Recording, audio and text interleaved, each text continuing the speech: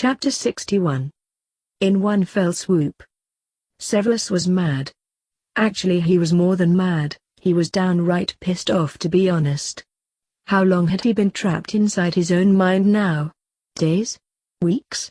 Months? Years? He shuddered at the thought.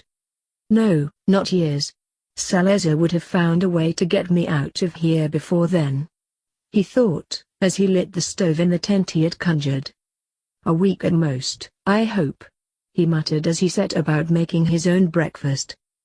He knew that it was all in his mind and that he wasn't really eating anything, but he did it out of desperation and to have some sense of normalcy. In fact, everything he had conjured to make this stay more pleasant wasn't real. He knew what was going on though. The Dark Lord had cast a spell that caused him to become trapped in his own mind.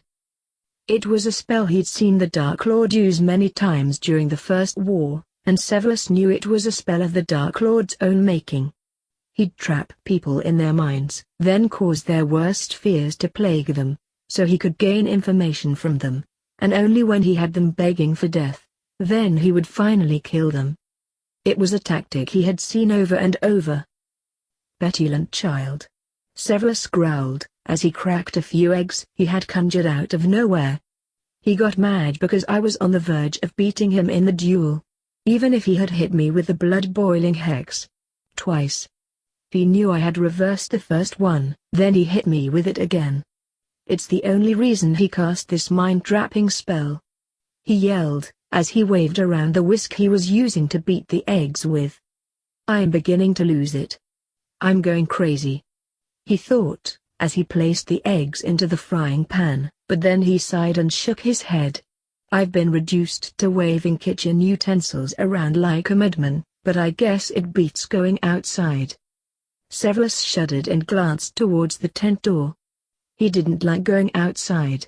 It was dark, with nothing around but rocks and a steep cliff overlooking a cavern full of thick, dense fog.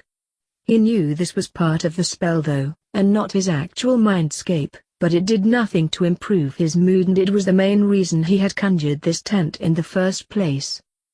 But nothing had changed since the spell had taken hold of him, and if he didn't already know that he was safe at Camelot, he'd be a bit more afraid of what was going to happen next. He would be watching his back, waiting for the Dark Lord to invade his mind and use anything and everything against him. It was a thought that made him shiver. But I escaped, he thought with a smirk. And according to the Dark Lord's own dueling rules, if you can escape, then so be it. Even if you conjured the suits of armor to attack me. He yelled. Ha! Ha! Take that. But I'm now his second in command, he thought with a satisfied nod. I proved myself worthy, at least in his eyes, and no other Death Eater can question me. It was actually a good position to be in, because he didn't answer to anyone except the Dark Lord himself, and while that might not seem like a good thing, it actually was. According to the Dark Lord, if you can make it to the top spot, and duel him, you had earned a measure of his respect, and by extension, a few free passes on any screw-ups you may have. The duels for second in command were nasty though, because it was anything goes, with the exception of the Imperious Curse and Killing Curse. The Dark Lord considered it bad form and cheating if you used the Imperious Curse, and because they were all on the same side the Killing Curse was not to be used at all, or you'd instantly receive one from the Dark Lord. Severus simply thought it was just a way to keep the inner circle from killing each other off, seeing as there was so few of them to begin with. He had spent all day dueling Crab, Roll, Goyle, Knott, Amicus Caro, Parkinson, Montague Sr., and Yaxley, and he bested all of them. Yaxley and Montague were the two he had been most worried about though. The others, at least in Severus's eyes, were brainless idiots who could barely hold a wand the right way, but Yaxley and Montague were two people to watch out for. Yaxley had conjured nearly 100 knives and sent them sailing at him, but Severus was only able to vanish about half before the rest got through his shield and began stabbing him. The man had also conjured dirt and blinded him when he created a mini tornado of sorts. Montague had used the torture curse on him, coupled with the cutting curse, and Severus had a hard time getting out of that, but in the end he had managed to defeat them both and go on to duel the Dark Lord himself. And as one could imagine, that had been a nasty, near-death duel, and it was one Severus hoped not to have to repeat any time soon. But he knew it may come, especially when the others were fetched out of Azkaban, and the very thought of having to face Bellatrix was not a pleasant one. "Severus? Can you hear me, dear?" a soft, feminine voice asked, which caused Severus to unconsciously look up. "Yes, Molly, I can," he shouted, though he knew that she couldn't hear him. "They have figured out what's wrong. Merlin is going to try something different, dear. If you can hear me, hang on, it may get rough. I want to monitor his vitals while this is happening.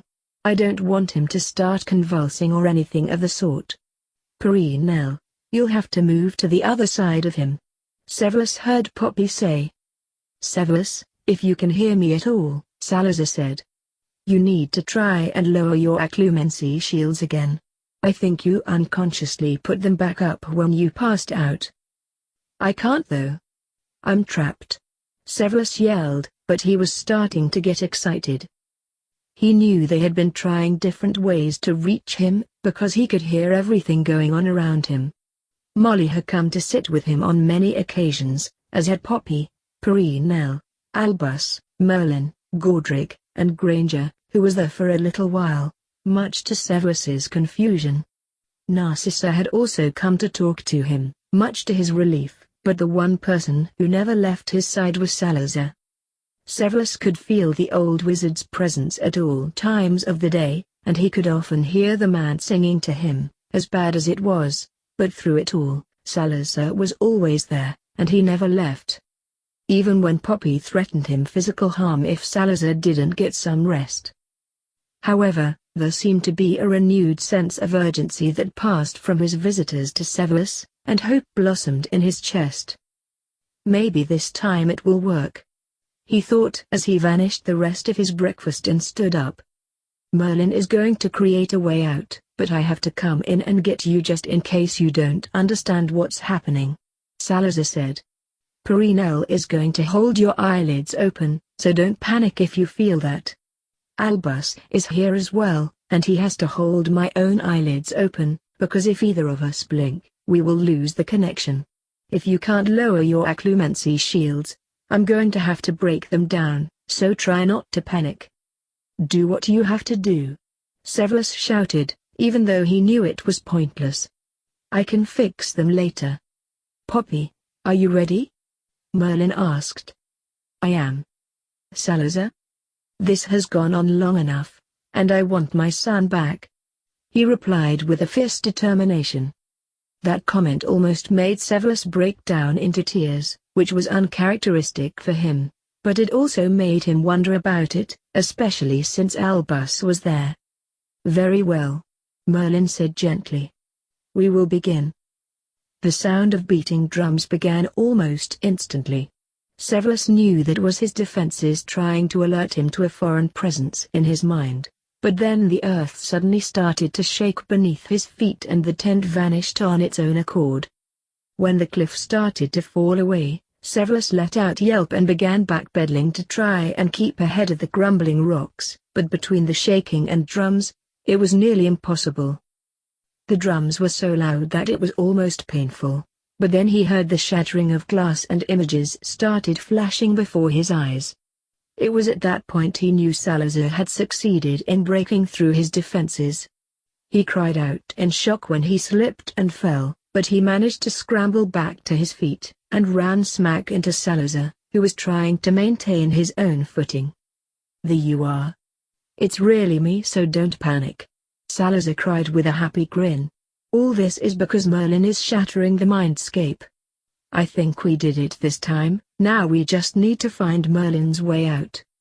I know it's really you, because I could hear you, I just couldn't do anything." "But do you mean to tell me that you don't know what Merlin's way out is?" Severus cried, as more of the cliff face fell into the fog below. "We didn't know the condition of your mind, so we couldn't plan for an exact way out. Salazar managed to say, before he also slipped and fell. "Where do we go?" Severus asked, as he hauled Salazar to his feet. "There!" Salazar shouted, pointing into a vortex that had formed in the fog. "What?" Severus cried. "Or has that always been there?" Salazar asked. "No, it hasn't." "Then that's where we go. We have to jump," Salazar said, as wind from the vortex began whipping everything into a frenzy. Severus gave him a dubious look, but then he nodded. "If I didn't trust you." "If I didn't trust Merlin," Salazar said with a small chuckle, but then they grabbed each other's hand, and jumped. The mindscape Severus had been trapped in shattered the second they hit the foggy vortex, but in the next instant, there was a great gasp that escaped from Severus and he sat bolt upright in the bed. Salazar had just enough time to fall to the side, for if he had not, their foreheads would have collided and the action probably would have knocked them both out. "Finally," Severus said with a relieved sigh, as he laid back down. "I could hear you, you just couldn't hear me. I couldn't lower my own shields though, because I was trapped in my own mind. It's how the Dark Lord created the spell. No one is supposed to be able to get out of it once the spell has taken hold of them, unless he lifts it of course. What happened to you, Severus? You had so many stab wounds and cuts that it looked like you had been used as a mole voodoo doll. The images you gave me before you passed out left more questions than answers. A fight to the death and duels? We know about Narcissa and Lucius, but what happened to you?" Salazar repeated desperately, as he grasped both sides of the young man's face. "The story can be told later," Poppy scolded. "The important thing is we have him back. Now he needs to rest." "Poppy, I'm okay now, really," Severus said, as he shifted around a bit. "And surprisingly I feel really good." "Harumph," Poppy scoffed, as Salazar chuckled loudly. "I told you so." He grinned, only to be met with a scowl as Poppy trounced out the room. Merlin, Molly, Perenelle, and Albus started laughing, but Severus looked at them in confusion. "What?" he asked with a furrowed brow. "You've been out of it for 3 weeks and—" "3 weeks," Severus exclaimed, causing Salazar to nod. "Nicholas has been using polyjuice potion and posing as you for your classes because we wanted everything to appear normal to the students. But yes, you've been out for 3 weeks. It's nearly time for Christmas holidays," Albus replied. "So what's wrong with Poppy then?" Severus asked. "She lost a bet," Salazar grinned. "In order for you to eat proper meals and get exercise so that your muscles wouldn't be sore, I used a dark curse on you that was created a long time ago. It's called the marionette spell." "What does it do?" Severus asked. "It allows a person to control your every action, only it lets you keep your mind as your own. It's a very old, crude spell, similar to the Imperious Curse, but unlike the Imperious Curse, it lets you keep your own mind. You are walking around here like a expressionless marionette puppet," Molly said with a shiver. "It was rather creepy to tell you the truth." "She's right," Salazar added. "I had you eating at the dinner table, walking around so your muscles wouldn't become sore, and going to the bathroom properly, among other things. I did it so you wouldn't waste away laying in the bed. Poppy was against it because she didn't know if it would cause you problems, but I told her it wouldn't. I didn't want to use the actual Imperious Curse though, for obvious reasons." "I understand," Severus said with a nod, but then he sighed and looked around at everyone, who was staring back at him. "I really am okay. We are still wondering what happened," Albus said quietly. "Severus," a voice from the doorway called softly. "Narcissa," he acknowledged calmly, as he shifted around and sat back up. "Severus, if I caused," she said with a ting of fear in her voice, only to be interrupted by a wave of Severus's hand. "Whatever you did, Narcissa, you didn't cause this. I was called to him that morning because the Dark Lord wanted to have a second-in-command competition," Severus said, only to have Narcissa gasp. "Oh my Merlin! Severus, I had no idea!" she cried, as she clutched a hold of the door frame. We were already in progress when Lucius burst into the room with a dead person who looked just like you. I was in the middle of a duel with Crab, so it was hardly anything to worry about, but I became so distracted by your dead body that I almost lost. "Severus, I'm so sorry," she said again, only for Severus to wave her off once more. "It's as I said. You didn't do this, but I am curious to what you did do." Before she could answer though, Molly spoke up. "I don't understand. What is a second-in-command competition?" she asked hesitantly. So Severus briefly explained to her what it was all about and how he ended up with all the injuries he had, but then he nodded. "And I won," he said, only have Salazar sigh loudly. "Not exactly what I would have wanted for you, because you'll end up being watched more closely by not just Voldemort, but everyone. It's actually not a bad position to be in, but it likely won't last long. As soon as the others are out of Azkaban, Bellatrix will challenge." "They already are," Salazar said with a despondent sigh, which caused Severus to stare at him in horror. "What?"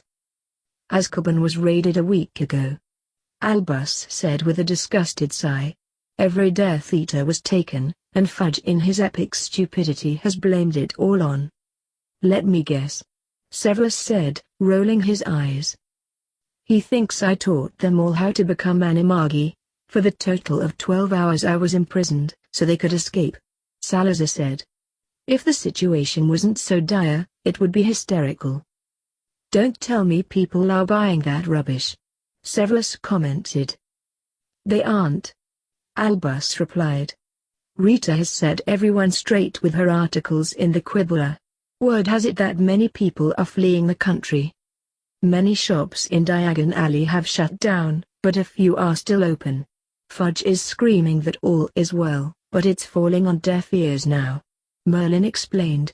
"With this Azkaban breakout, people who didn't believe that Voldemort was back are starting to see the truth. Fudge doesn't have much time left though. Percy was able to get a hold of some evidence showing Fudge for what he truly is, and Amelia is ready to go public with it. The only reason she hasn't is because we have been preoccupied with your situation, but now that you are back with us, we can go forth. I want to ask, what about Umbridge? But first I want to know what Narcissa did," Severus said, looking towards the doorway where she was still standing. Salazar started chuckling. "Now that I know that what she did didn't cause your situation, I find it all rather funny, and very cunning, my dear," he said as he looked over at her. Albus sort of grunted with disapproval, but even he couldn't help but laugh as Narcissa fully entered the room with a grin. "When I spoke to Lucius after you all had locked him up at Hogwarts, I placed him under the Imperious Curse, gave him back his wand, kept him in his cell, and waited. Through the link of the curse, I felt the dark mark burn him that morning, and I knew it was time. I had him escape out of the cells, though I must admit it took a while before I was able to find the real exit. He came out into the dungeon, and then I sent him out of Hogwarts through a secret passage that I had discovered during my time there. Turns out it was my own personal tunnel which I built to get on and off the grounds without having to traipse all through the castle to the front doors," Salazar clarified with a grin. "Again, clever girl." Narcissa smiled at the praise, but then she continued. "When he was off the grounds I made him appear out to McNair's place because I remember Lucius always complaining about the man being a bit late to meetings. I met Lucius there to give him some polyjuice potion that I had, admittedly, swiped from Merlin. Thankfully that knowledge of McNair paid off because he was still there, taking his time in getting his mask and robe together, among other things. I had Lucius burst into his place, Imperious McNair, make him drink the polyjuice, and then kill him when he had fully changed into me. Because with polyjuice, you don't change back into your original form if you die," Severus commented as he began to somewhat understand what happened. The Dark Lord wondered why McNair had not shown up, and there was talk of someone finding him and bringing him to the Dark Lord once it was all over. Narcissa just smirked at him, but then she continued with her story. After that I had Lucius take McNair to the Parkinsons, because through the Imperious curse, I knew where the meeting was to take place when the dark mark burned. And that's when Lucius burst into the room. Severus chuckled. Right. She grinned. The rest, to me, is a little fuzzy because Lucius actually started to panic and began to earnestly try and throw off the curse, so maybe you could take over. Severus actually laughed, which filled Salazar's heart with joy to hear. He was finally coming to terms with the fact that Severus was going to be okay.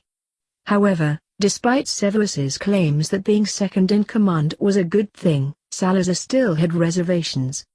Well, at first I was shocked, because as I said before, I was dueling Crab, but when Lucius burst through the door looking like a deranged madman, everything came to a halt.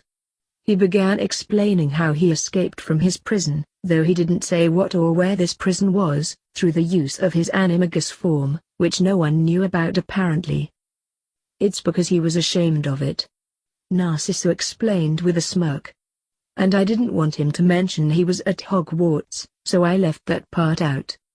Severus shook his head in an amused sort of way, but then he continued. The Dark Lord wants to know about all our abilities, so finding out Lucius was a secret animagus really didn't set well with him, so he made Lucius show off what it was. It was a chicken, Narcissa said with a girlish laugh. More specifically, a hen and not an actual rooster, she added, much to the amusement of everyone there. Severus chuckled darkly. After Lucius showed the Dark Lord that, he couldn't help but laugh, and I mean truly laugh. It was almost scary, but Lucius went on to explain how he had caught Narcissa out shopping, and he killed her. That's when he produced what I thought was Narcissa's body. The Dark Lord actually praised Lucius for a job well done, invited him back into the inner circle, and offered to allow him to take part in the second-in-command competition. Severus said, but then he sighed and shook his head. That's when things got out of hand. The body came to life and attacked the Dark Lord.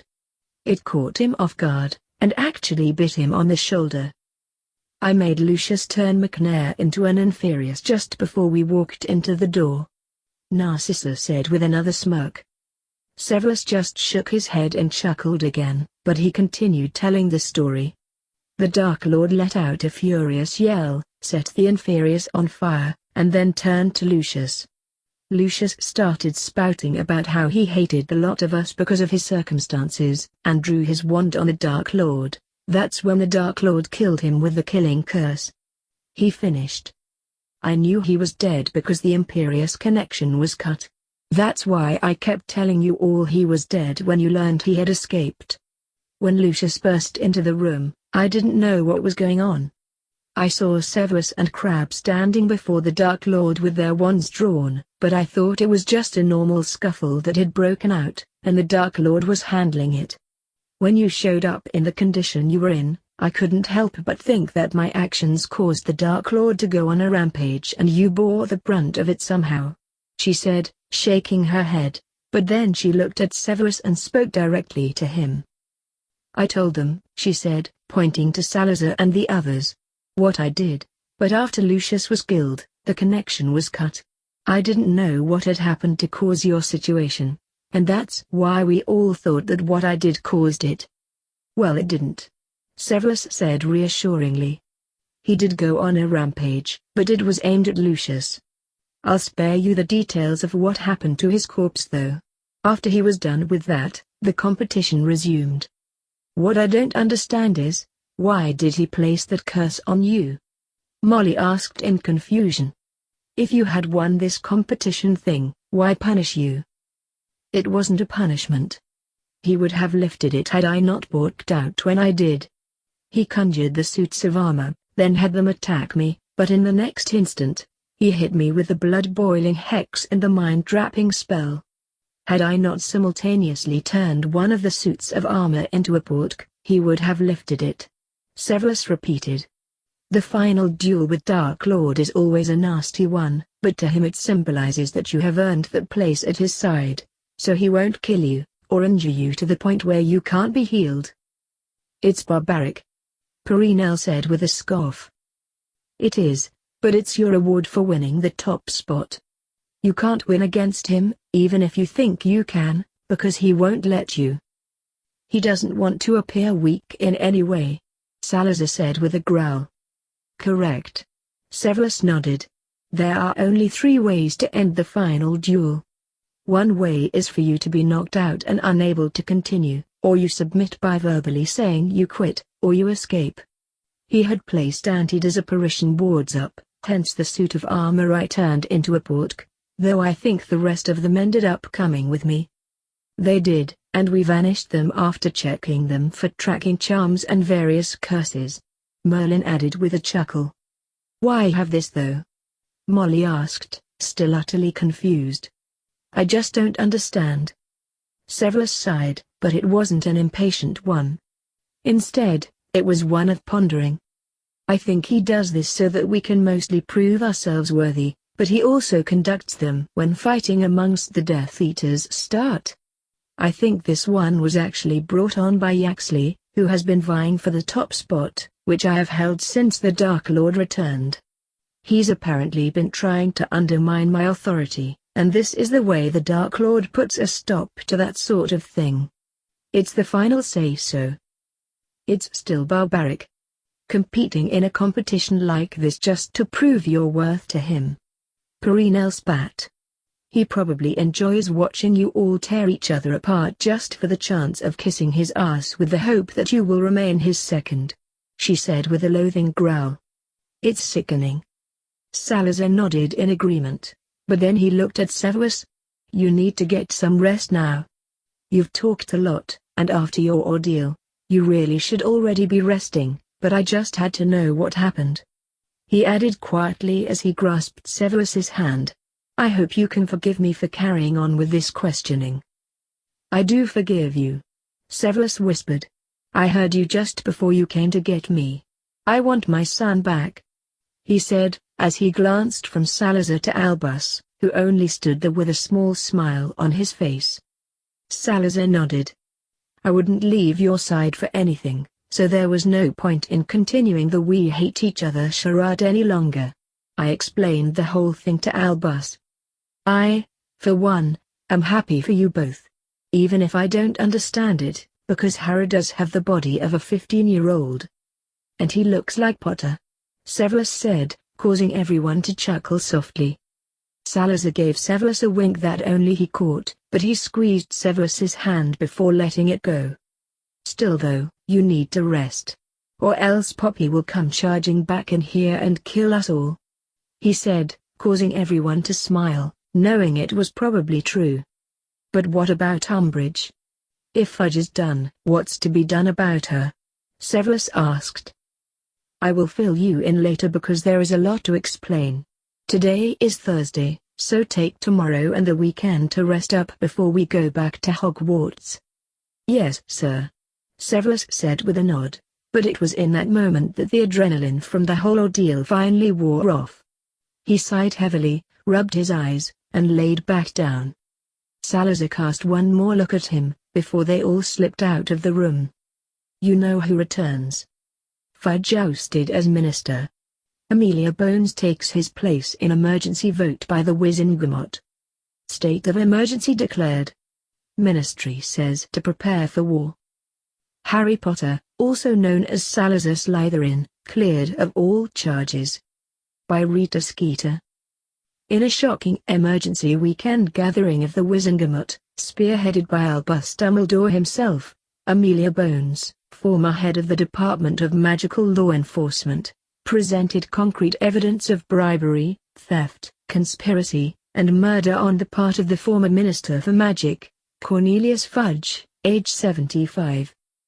In a shocking revelation, the newly elected Minister, Amelia Bones, uncovered evidence of a ledger, written in Fudge's own hand, of backdoor deals and bribes taken from known Death Eaters and common criminals to cover up their atrocious crimes, in exchange for no prison time. In addition, facts were uncovered for multiple conspiracies ranging from theft of ministry funds for Fudge's own private use, to murder. Several cases that had been ruled as accidental deaths of Fudge's political opponents and enemies were cast into sharp light, and evidence was uncovered that Fudge himself had hired hitmen to do his vile deeds for him. After Madame Bones made her case in front of the entire Wizengamot, Cornelius Fudge was, unsurprisingly, voted unfit to be minister, and he was taken directly into custody immediately following the Wizengamot's unanimous guilty verdict. With the minister's spot now vacant, names were immediately submitted by various parties. Albus Dumbledore's name was included, but he declined by saying that he only wished to be reinstated as chief warlock, which was granted instantly. Other names were put forth as well, but none more shocking than that of Merlin Ambrosius, who was on hand for all the previous courtroom drama. The very shocked and humbled ancient wizard was stunned speechless, but he eventually declined by saying he was once head of the Wizards' Council for many, many years, and wasn't interested in doing it again. The Wizards' Council, if you know your history, was the Wizengamot's ancient predecessor, so this did not come as a great shock to the Wizengamot itself. Several people still tried to convince the greatest wizard of all time to take the minister's spot, but Merlin still declined the job.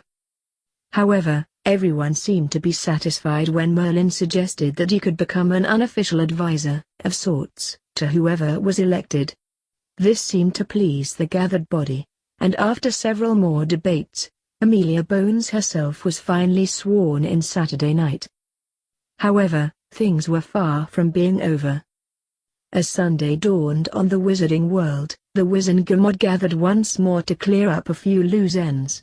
Amos Diggory replaced Dolores Umbridge as senior undersecretary to the minister, while former retired Alastair Moody was asked to take over the head of Department of Magical Law Enforcement.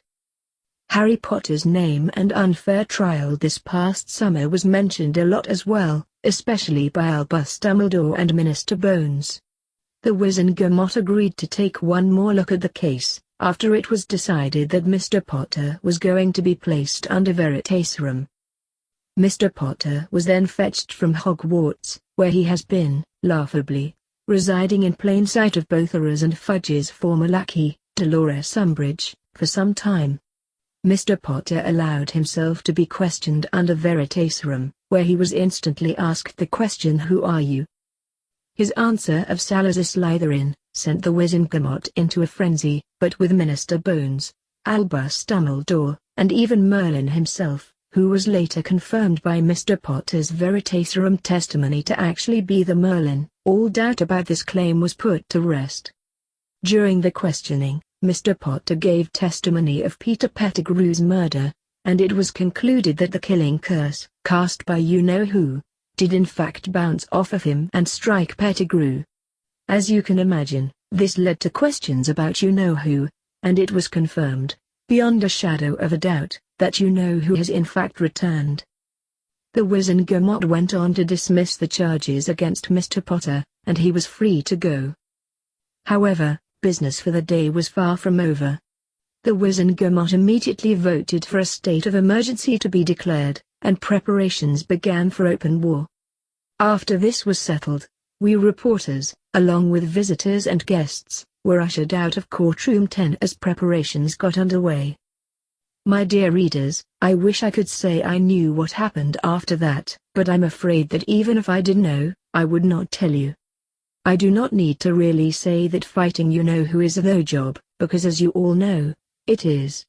Whatever the Wizengamot decided after that remains a mystery, however, myself, and I can tell you that there was a very big shake-up, and the Wizengamot was cut by nearly half its members. Details are sketchy, but it was revealed that members of the Wizengamot took oaths about their loyalty and allowed themselves to be questioned under veritaserum. As shocking as this is, unsurprisingly there was opposition to this, but it was later found out that this opposition was, in fact, supportive of you-know-who. Those who were found to be loyal to you-know-who, which I can tell you turned out to be about 20 of the 50 members of the Wizengamot, were immediately placed under arrest and taken away by Aurors, who are now under the command of Alastair Moody. With the head of our government effectively cleaning itself up, There are no plans to replace those lost members. For now. Once the war is over, and you know who is destroyed, elections of the vacant posts will resume as normal, but for now, the law says that in a state of emergency, the government is allowed to cancel elections for open Wizengamot posts. I must admit, my rabid readers, that I don't understand this law to its fullest declarations, but it's the law and it allows the Wizengamot to, unquestionably, and in my opinion, rightfully so, carry on with this. Especially since we don't know who is, and who isn't, a supporter of you-know-who. If the Wizengamot didn't take this necessary action, we could elect supporters of you-know-who right back into those open Wizengamot posts. And that is not something anyone wants to see happen. Whatever preparations the head of our government is taking, you can rest assured that the Minister for Magic, Amelia Bones, Chief Warlock, Albus Dumbledore, unofficial advisor to the Minister, Merlin Ambrosius, and the head of the Department of Magical Law Enforcement, Alastair Moody, will ensure that the fight against you-know-who will be handled in the best way possible.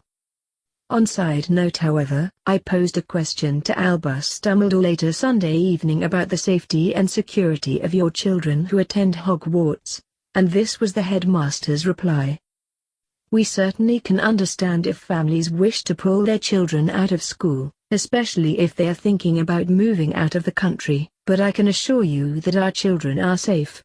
I am working closely with Minerva McGonagall, our deputy headmistress, as well as our two founders, Harry Potter, or Salazar Slytherin, and Gordy Ruffin, or Godric Gryffindor, if one is more inclined to say, to ensure our children receive the best education they can, while still remaining safe and secure at Hogwarts.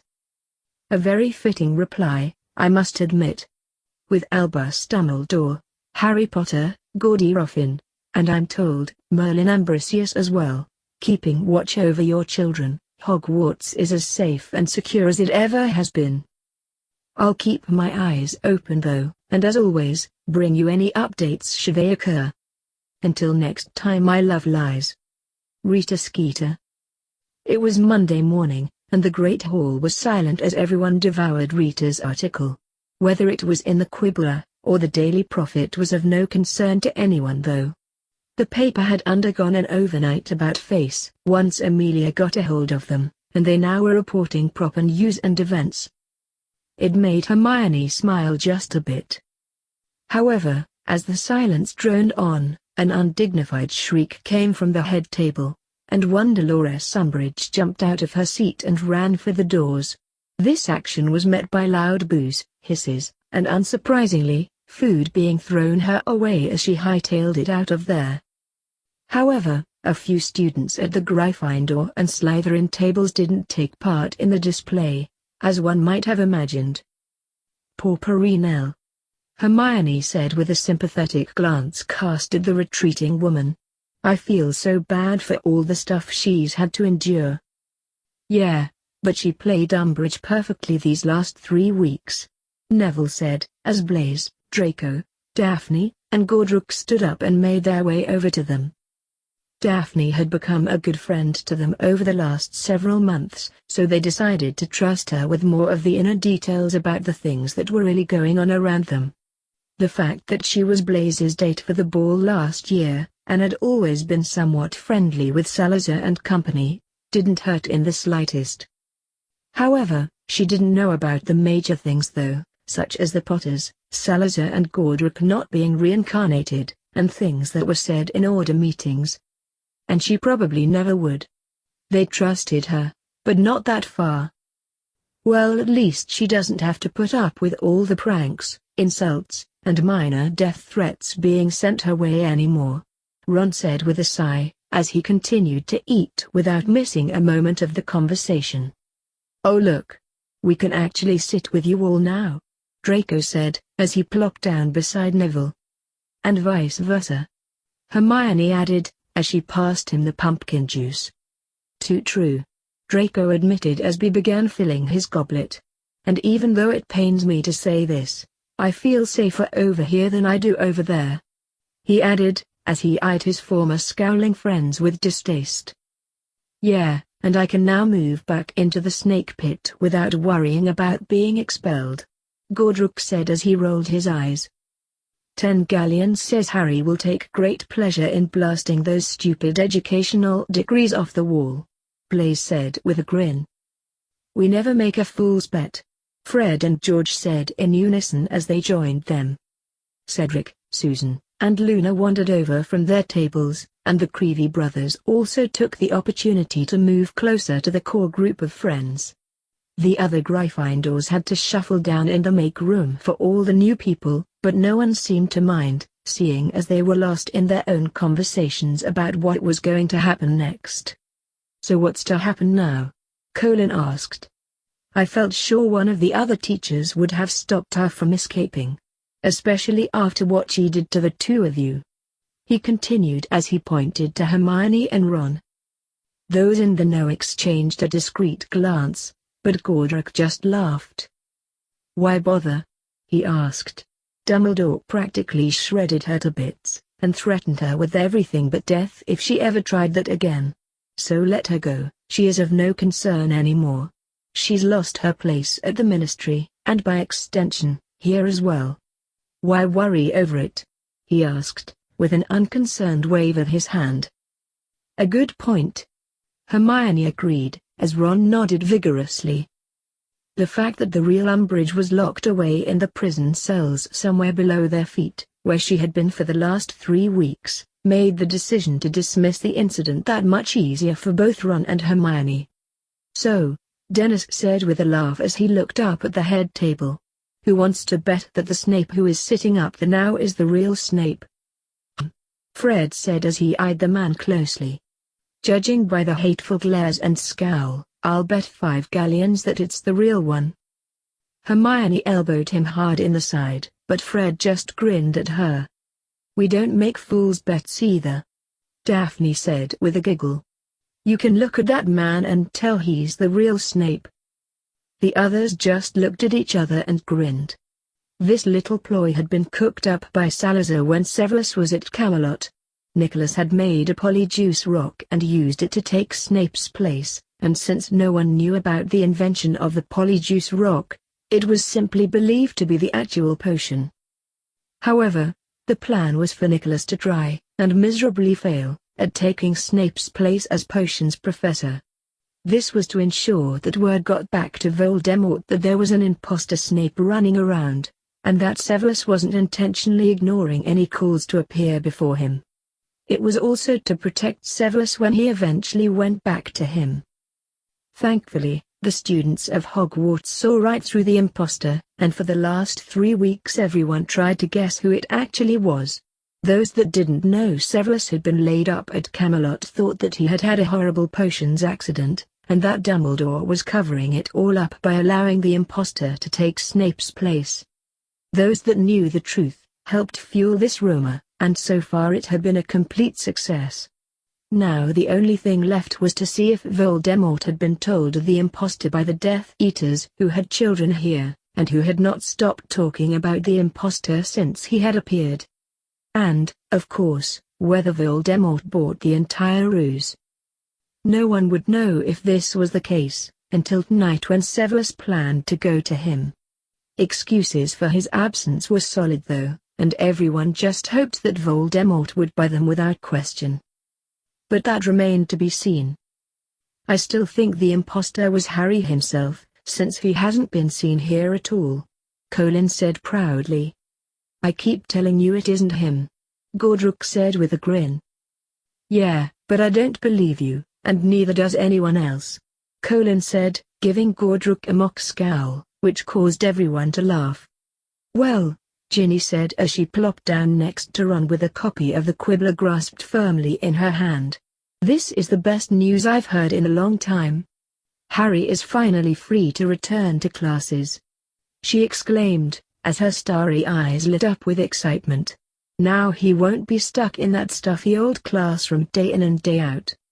Everyone groaned slightly and rolled their eyes, but Hermione finally sighed and looked right at Ginny. "Ginny, I hate to tell you this, but you do realize that Harry has the mind of a 1,000-year-old man, right?" "So?" Ginny said, suddenly scowling at her. So, Hermione said slowly. I really don't think he's interested in seeing 14-year-old schoolgirls, or any schoolgirls for that matter. Ginny's scowl deepened to a full-on snarl, which kind of took everyone by surprise. So? What of it? He's still a 15-year-old boy. He has to grow up like the rest of us do. He's the last Potter, and he has to have relationships, get married, and have kids at some point. But he has the mind of a 1,000-year-old man. Hermione repeated, looking at the girl as if she were thick-headed. He still has needs, Ginny said, with a haughty flip of her hair.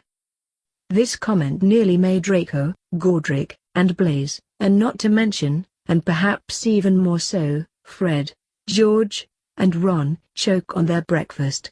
Needs, Ron exclaimed, nearly showering everyone with half-chewed bits of toast. Ginny leveled her gaze at him. Yes, needs, she repeated, causing her brothers to start mumbling and sputtering incoherently. A very red-faced Godric uncomfortably cleared his throat, which caused everyone look over to him. Ginny, how do I put this delicately? Hermione is right. Salazar, and myself, for that matter, have 1,000-year-old minds. I can speak for Salazar when I say, he and I both prefer older witches. Much older witches. If, and when, Salazar does decide to have a relationship with anyone, he will be around 50 years old, and at that point you will likely already have a family of your own. Even though Ginny was slightly pink around the ears, she still leveled her gaze at Godric, who was a little taken aback by it. I bet I can change his mind, she said, before getting up and stomping off. She left a very stunned group of people behind her, but Ron whimpered a bit and mumbled something under his breath. This caused a very panic-stricken Fred to look right at Godric. Someone warn Harry, he said with wide eyes.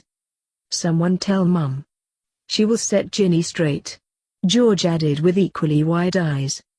Salazar already knows about your sister's infatuation with him, Godric said as he shook his head and sighed.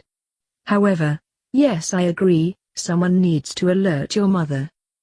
Don't take this the wrong way, Daphne said.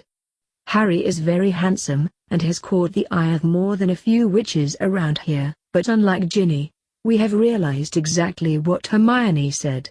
Once we found out that he really is Salazar Slytherin, it's kind of been weird to think of him, and you two Cordy, as anything but old. And that's a good thing, Godric said quickly. Keep that in mind, and everything should be all right. Don't get me wrong, I like Harry, but I don't see what all the fuss is about, Luna said, in her usual dreamy tone, though her face showed one of confusion. Cho and Cedric broke up the other day, and ever since then Cho has talked non-stop about Harry. I just don't get it, she said, causing Cedric to uncomfortably shift around, as everyone glanced at him awkwardly. It's true, we broke up, but Merlin, I didn't think she'd immediately set her sights on anyone else this early, he said, causing everyone to keep their eyes firmly planted on their plates. Well, Blaise said, finally breaking the uncomfortable silence. With the witches looking at Goody Two-Shoes Potter and his best friend Ruffin as old men, I think there is actually hope for the rest of us, he said happily, as he glanced at Daphne and waggled his eyebrows at her. Daphne giggled, but proceeded to throw a napkin at him, which caused everyone to burst out laughing. Not on your life, Zabini. Now Weasley, you on the other hand, she said, making a kiss face at Ron, who just stared at her stupidly, unsure of what to say or do. Then she went to lean over the table and kiss his cheek, but Ron yelped, slipped off his seat, and landed hard on the floor, causing everyone around them to crack up laughing. You're pathetic, Weasley. Draco grinned as he helped the redhead up. When a girl does that, you're supposed to let her. I was joking, Ron, but I do admit you are cute when you blush, Daphne said, causing Ron to go an even deeper shade of red. Then he ran off. Brilliant, Fred and George cried. We get to tease him for running away from a girl. For life. See what you did. Hermione hissed playfully, causing Daphne to snort. Godric just grinned and shook his head, but then Minerva began shooing students out of the Great Hall so they could get ready for their classes. You're lucky, Hermione, Daphne whispered with a grin, as they all got up to head towards their common rooms in order to grab their books. Because I was going to mention something about you and Longbottom next. Hermione turned red in the face and mumbled something that sounded like a cross between "not true" and "if you do I'll kill you," which made Daphne giggle, but then she grinned again and ran to catch up with her other friends in Slytherin. Don't tell me she's going to start playing matchmaker, Draco grumbled, causing Godric to laugh. I wouldn't put it past her, he said. Yeah, knowing Daphne, she will try to set you up with Ginny, Malfoy. Blaise laughed. Draco paled and sort of took on a greenish tint, but everyone else just laughed again and headed off in different directions. They had potions first period, which put any doubt to rest about the nature of Severus being back, but second period gave them all pleasant surprise. They had defense, which caused everyone to wonder about who was going to take over the class. Some said Dumbledore might do it, until either Remus came back, or until the headmaster found a replacement, but others hoped Salazar would return. When they got to the classroom Umbridge had been using, nothing had changed from when she was there. The door was already open, so they found their seats and waited somewhat patiently for class to begin. Good morning, everyone. A calm, sort of amused voice said from behind them. They all turned around in their seats, and everyone started cheering so loudly that Godric was pretty sure Trelawney heard them all the way up in her tower. All right, settle down, and yes, I'm happy to be here too, Salazar said with a grin, as he walked towards the front of the class. What's with the Robillard costume, Harry? Dean asked, looking at him curiously. Salazar turned round and shrugged. I felt it would be easier for you all to accept an adult teaching you, versus someone who looks the same age you do. I have tons of polyjuice potion already made up, so I thought, why not? Better to use it than let it go to waste. But what do we call you? Lavender asked. Well, obviously not Professor Robillard. If you want to call me Harry, I suppose that's fine, but I'd prefer Salazar, or Professor Slytherin. I'm not that picky to be honest though, so whichever is fine.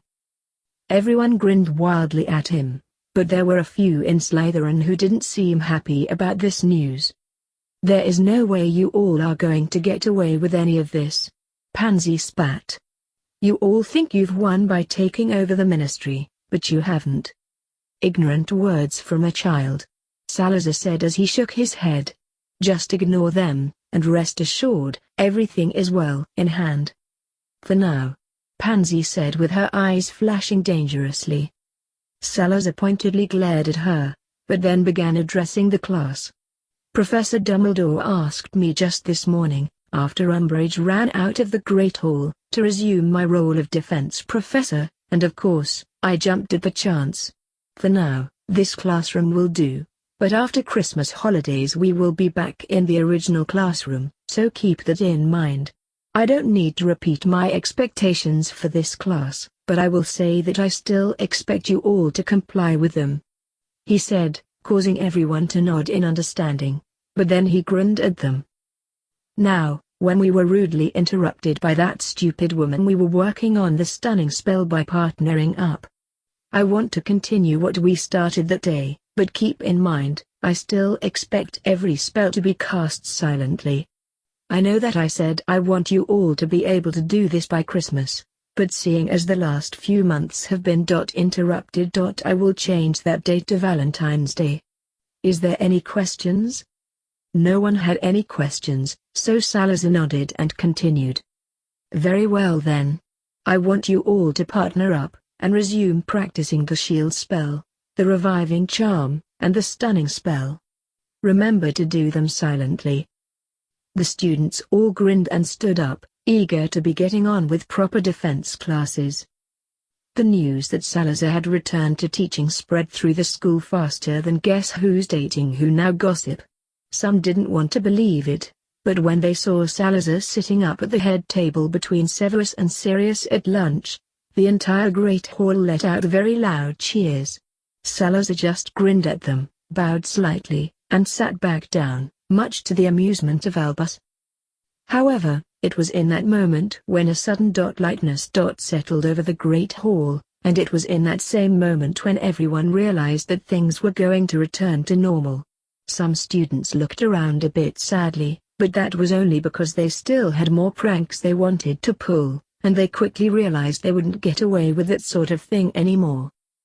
But the overwhelming feeling of doom Umbridge had put in place was now gone, and everyone smiled as they began chatting with their friends, whispering, and enjoying all the things that had been stopped while Umbridge was in charge. Salazar and the rest of the professors felt this change take place, and they all looked out over the great hall with small smiles, but Sirius was the only one grinning like a lunatic.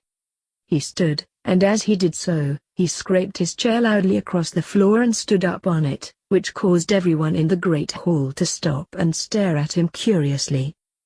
I know that as a professor, what I'm about to do is completely unprofessional, he said, causing Minerva to narrow her eyes at him. But as a prankster, I find it to be hysterical and quite fitting, he added, causing more than a few of the students to grin at him. Now with that said, would Colin and Dennis Creevey please stand? The Creeveys looked at him in confusion, but they stood up, which caused Sirius's grin to become even bigger. I just want to say that your singing prank was a stroke of genius, and it is not something I would have ever thought of. However, I will admit that I took your idea of the singing prank, and went a little bit further with it. Now it's time for me to confess that by pulling another prank, he shouted, causing everyone to burst out laughing. With Umbridge gone, I only find it fitting that Colin and Dennis lead us in this charge. For those of you who know the song, feel free to join. For those of you who don't, you'll get the hang of it, he said mysteriously. Then he reached into his pocket, pulled out an ordinary-looking envelope, held it up high for all to see, and grinned. To the demise of the reign of Umbridge, Sirius shouted. Then he broke the envelope's seal. An old familiar rhythm, to all of them all raised and born, immediately began blaring out into the great hall, causing them all to jump out of their seats with large grins. Some of the half-blood also jumped up, but the Poulards who had no idea what it was, soon learned. Stomp, stomp, clap. Stomp, stomp, clap. Stomp, stomp, clap. Stomp, stomp, clap. Stomp, stomp, clap. Stomp, stomp, clap. Stomp, stomp, clap. Stomp, stomp, clap. The Creeveys didn't miss a beat, and as soon as the word started, so did they. Buddy, you're a boy, make a big noise. Playin' in the street, gonna be a big man someday. You got mud on yo' face, you big disgrace. Kickin' your can all over the place. Singin'. We will rock you, shouted almost everyone that knew it, causing more and more people to get in on that old familiar rhythm. We will rock you. Buddy, you're a young man, hard man, shouting in the street, gonna take on the world someday. You got blood on yo' face, you big disgrace, waving your banner all over the place. We will rock you. Everyone shouted. Sing it. Dennis shouted, as he grinned madly. We will rock you. Everyone cried, as they still kept up with the rhythm, much to the awe of Albus, who was watching the whole thing with pride. Buddy, you're an old man, poor man, pleading with your eyes, gonna make you some peace someday. You got mud on your face, big disgrace. Somebody better put you back into your place. We will rock you. Sing it. Colin shouted above the deafening noise that threatened to bring down the ceiling in the great hall. We will rock you. Everyone roared. Everybody. Sirius and Dennis cried, as they grinned at each other. We will rock you. We will rock you.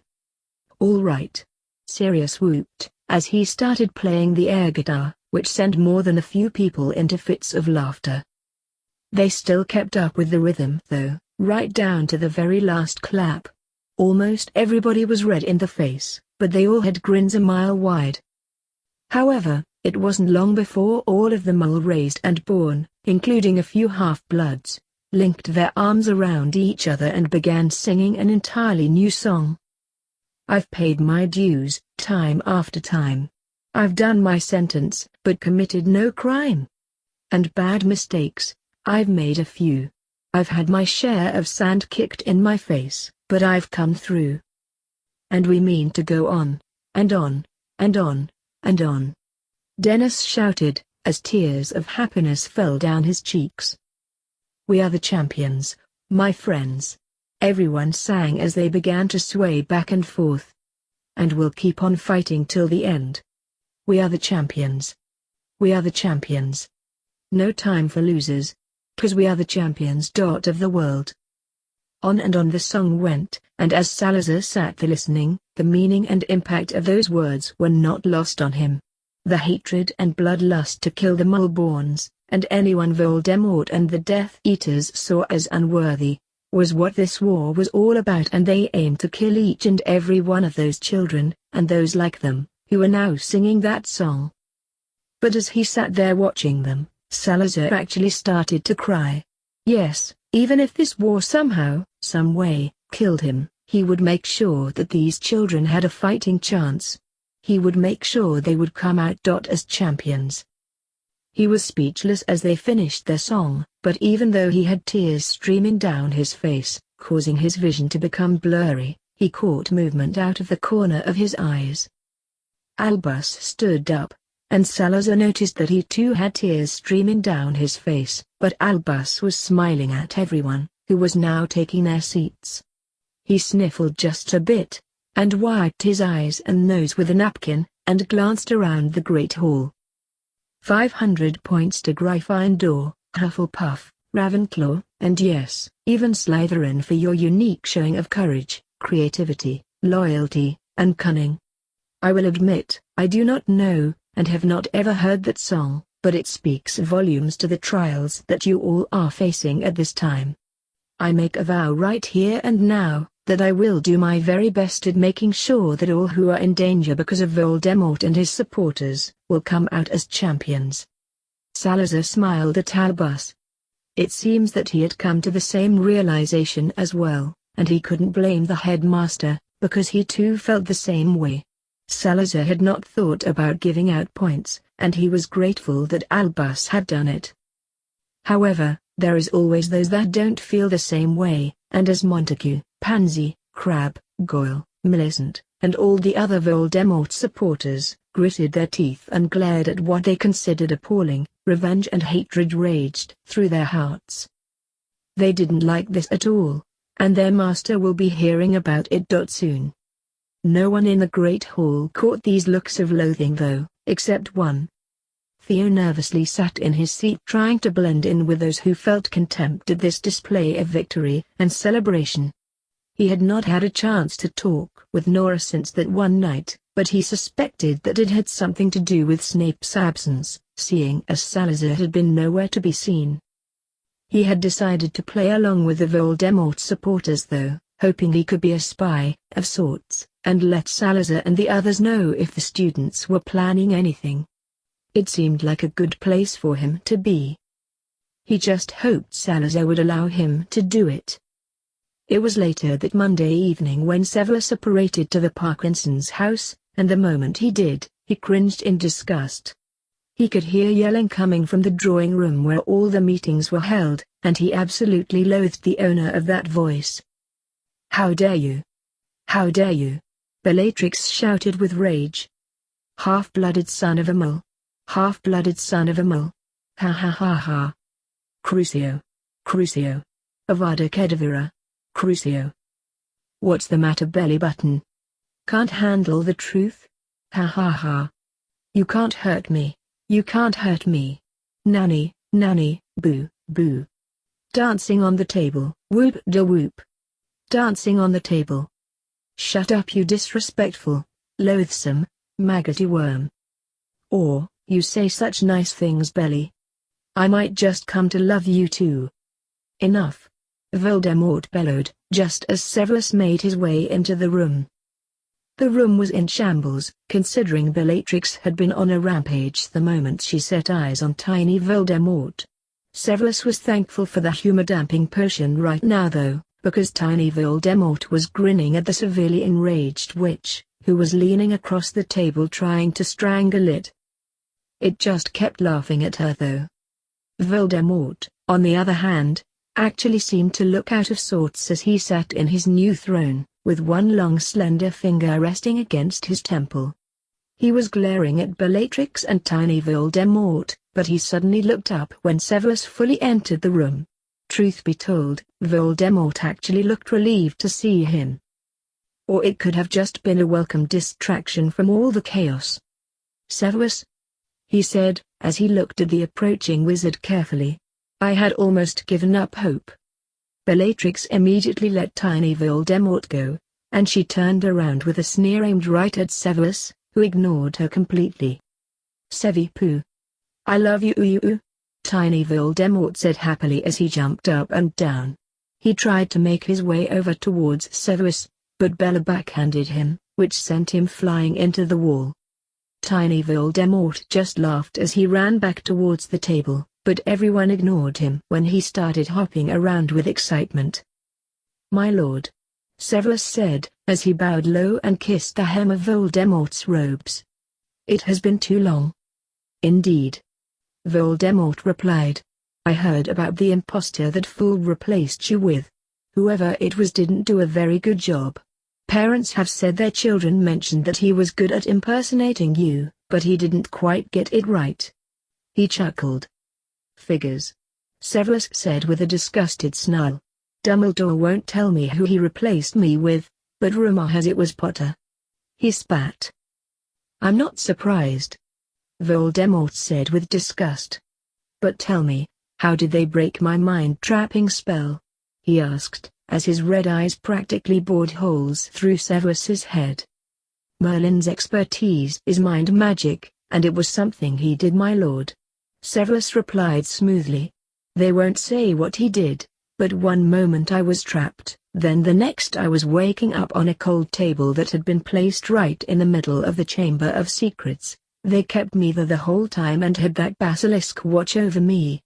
I had walked away from our duel, trying to make it to the front gates, but that blasted Antiport ward had me land right in the middle of Hogsmeade.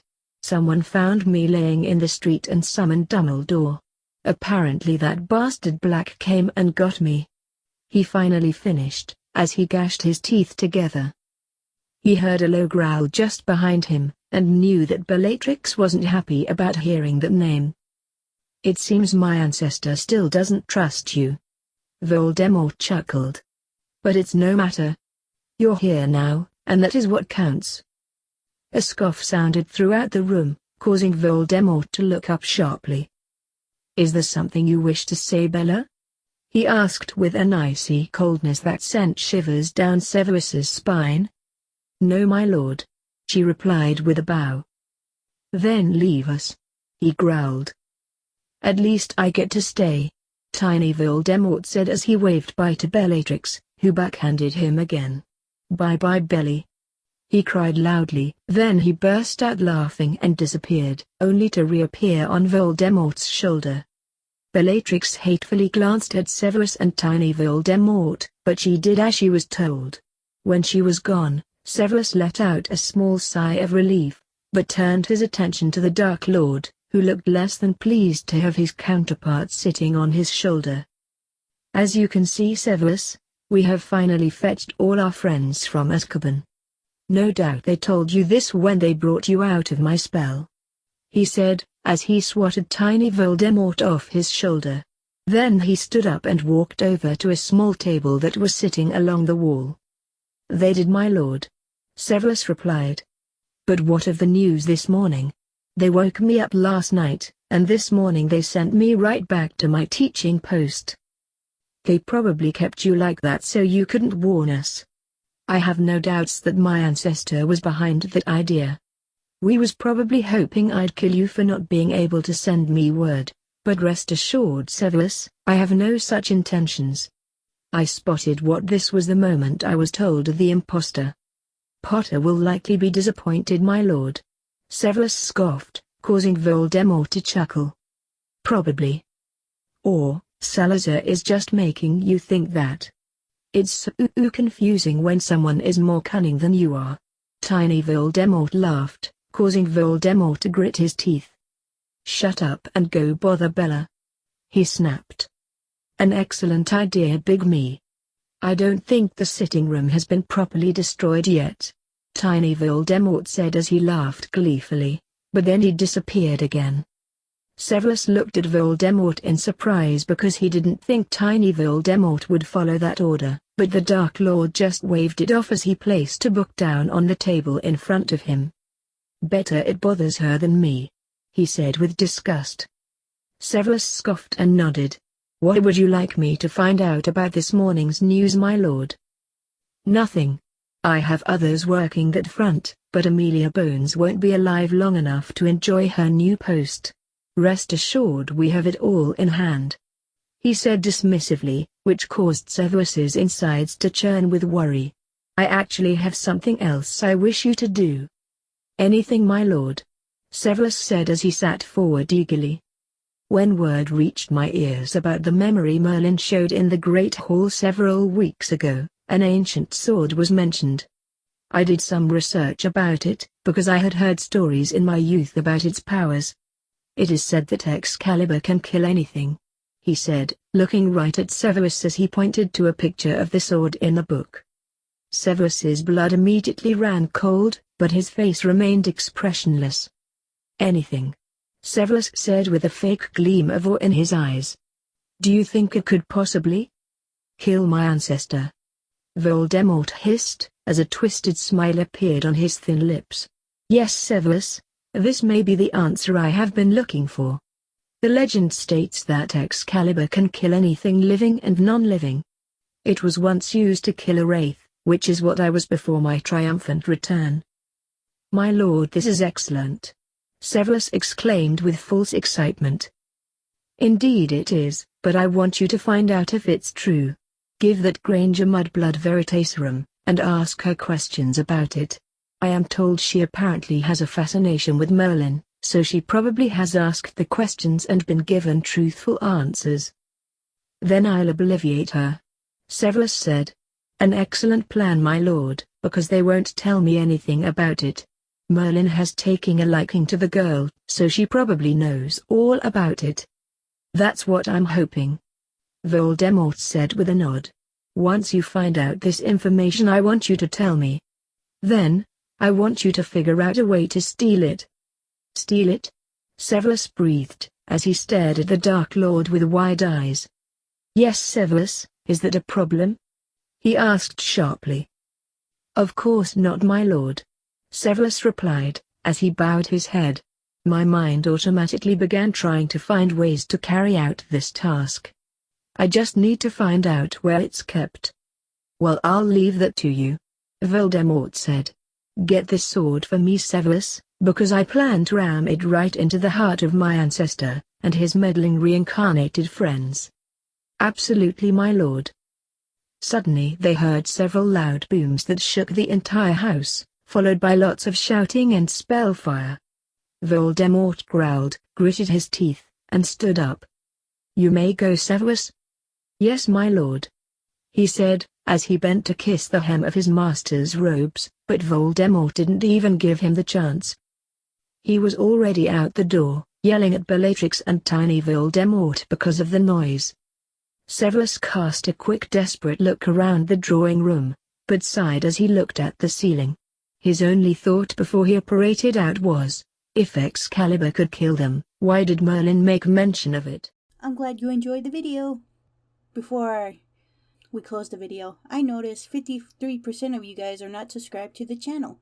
If you can, please subscribe to the channel. Hit that like button, hit that notification bell, and leave a comment down below. Until next time, goodbye!